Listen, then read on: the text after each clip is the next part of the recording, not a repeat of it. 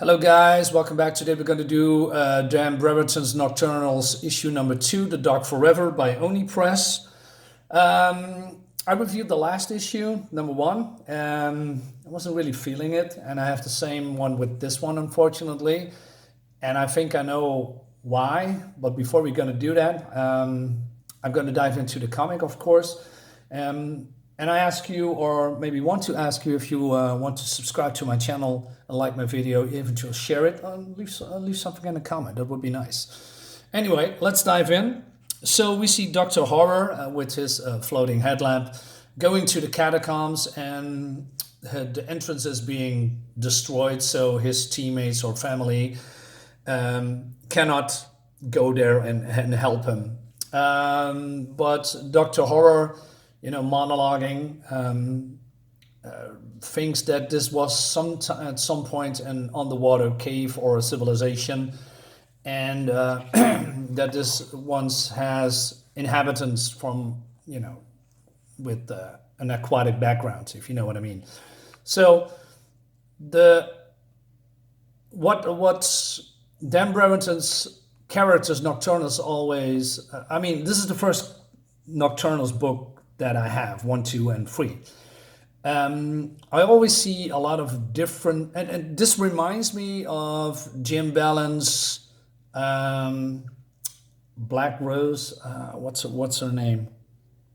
I don't know. It's an erotic comic from Jim Ballen, and he is it's a witch, and there's also these weird, goofy fantasy characters around that. And I noticed that with Dan Brereton, it has the same vibe. It's totally different, but it has the same vibe when it comes to all these creatures, because these are ghosts, and he's instantly gonna help him, and they point him to some kind of a thing on the ceiling here, and they try to point him into some kind of a direction. So there's some kind of a mystery here, and I'm intrigued by that. But there's some problems with this book, but I'm coming back a little bit later to that. So anyway, we skip to, let's skip this part first. So it seems that the Gunwitch, is it a Gunwitch or is it yeah, it's Gunwitch, and I believe her name is Rose, or Halloween Girl. She's the daughter of Dr. Horror. She's trying to figure out how to help her dad, and then these toys come to life, and there's some kind of a cave behind them out of nowhere. It's really weird how that all just manifests itself without, effort. And that's also a problem that I have. The solutions comes instantly. Dr. Horror knows instantly where he is or what he thinks it is, and then actually it is, without, reading about it, without any proof. He just, oh, I see this piece on the wall, so it must be that. I don't like that. I like to have more interaction with the scenery and with the characters, and actually have effort to, go to a certain place or find out some item, or some in this case an entrance to where they have to go. It seems a little bit too easy, if you know what I mean. And I have also that. What I'm trying to say, just like the Jim Ballen's comic, a very fairy tale-esque universe. Again, I'm trying to move the plot a little bit forward now before I go into a certain topic. Anyway, so we see Starfish girl. I forgot her name. And this detective, well, I can figure it out. It's in here. So her name is Starfish, okay. And the Raccoon, who is now some kind of a cop detective, and they investigating something. There's some kind of a zombie plague going on, and they have all these weird stars on their forehead. So they are trying to get rid of this, but the zombies are coming closer and closer, and he says, well, I got a gun, I gotta blow their brains out. But then I find it funny that even the zombies has now some certain kind of intelligence, and they have guns too. And meanwhile, we have this trio going to the cave looking for the dad, and they are, talking. The Gunwitch cannot talk, I think, because again, I don't know these characters, and I have the idea that I'm missing a lot of information about the Nocturnals because there's books before that. But the Gunwitch is pretty useless in this comic. He's just there. He doesn't do anything, and I didn't see him do anything in the first issue too. So yeah, there's a wasted opportunity here. So the shooting in the bar is still going, and I think that's the most interesting in this whole part of the book. So I like this, but there's some goofy humor here as well. So this raccoon guy tried to lit up the alcohol, making a Molotov cocktail, and the Molotov cocktail doesn't do anything, and it doesn't explode. It doesn't do anything, and then so some dialogue here.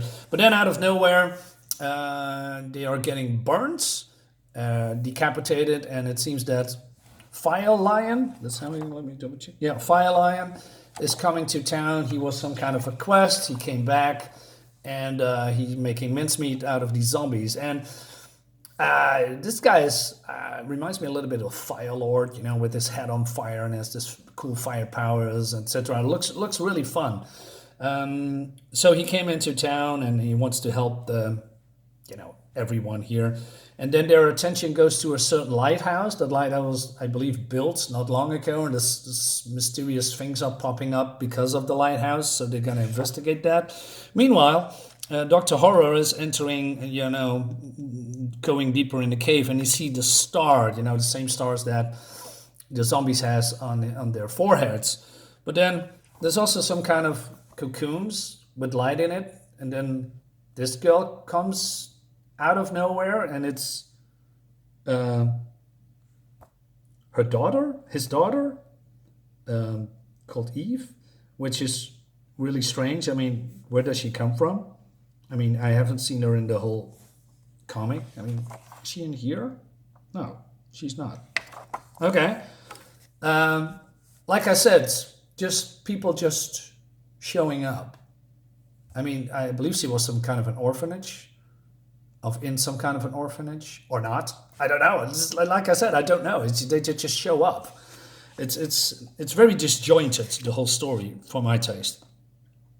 Anyway, they find. They go to the lighthouse and they are going into the cave, and there's some kind of a fish stench, he says, and they make a joke about it. And notice that she has also a star on her chest. Okay, that's a correlation there.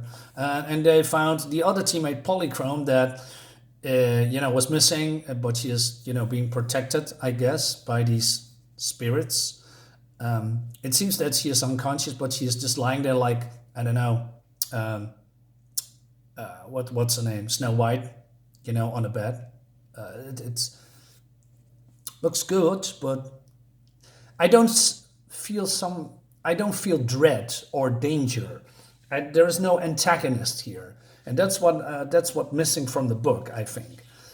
The art is great, don't get me wrong. I love Dan Brereton's art, but when it comes to the writing, it feels safe, if you know what I mean. So this big dude, and they encountered him or her or it in the first issue too, and they think there are more of them. And he has some kind of a, I don't know, jar. He opens it and he attacks them. And again, it looks really cool. So Firelion comes into action again. He's the most useful guy here, along with Starfish Girl. But Starfish Girl has some kind of a breakdown because he's seeing a star and also another jar with something in it, and she refers it to her star on her arm, and she feels a little bit weird. She says, "I think I'm scared." Interesting, okay.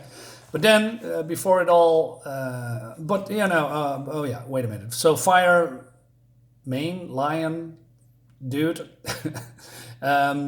defends himself, and then he uses his fire, and then he's gone. This creature's just gone, like he's been teleporting, which is weird. So Polychrome comes,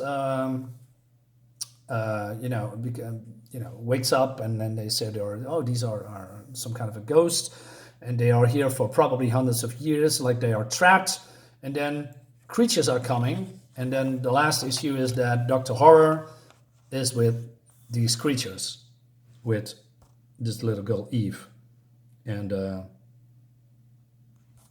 that's the end of the book. Like I said, there is a mismatch of things that I like, mostly the art, or probably only the art. But when it comes to pacing, I don't know. It's just, and the story feels off because I think I know where this is going.